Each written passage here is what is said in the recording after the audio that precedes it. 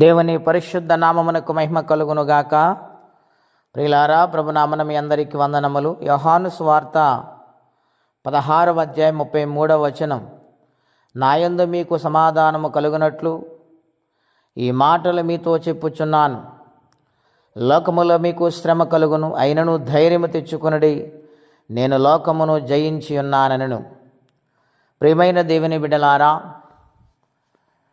ఈరోజు పరిశుద్ధాత్మదేవుడు మనతో మాట్లాడుచు ఉన్నారు. ఆయన శరీరధారి ఉన్న దినాలలో పరలోకపు సంగతులను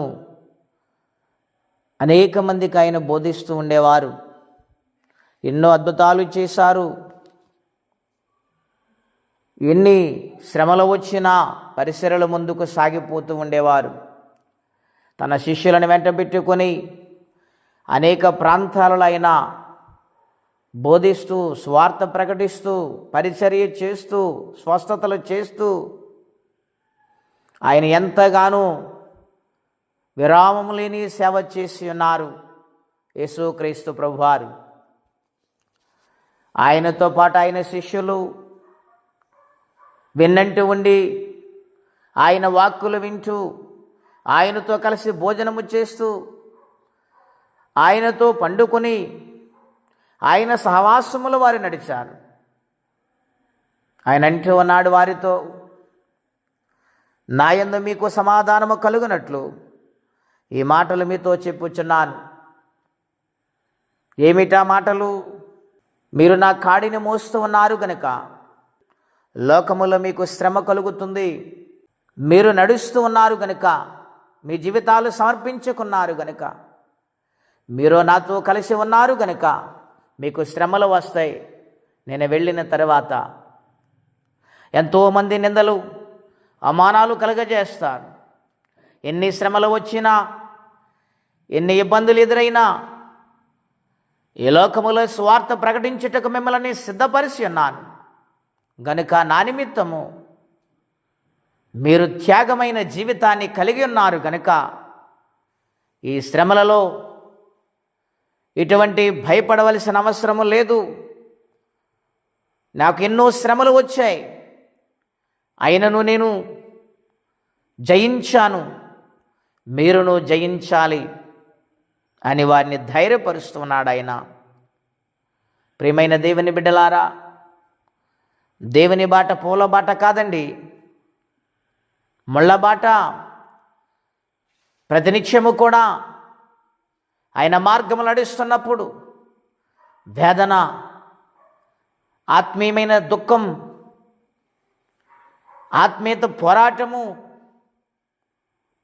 కొనసాగుతూ ఉంది కనుక ఈ లోకాన్ని జయించేవారిగా దేవుని ఆత్మ సహాయము ద్వారా ముందుకు సాగిపోవాలి.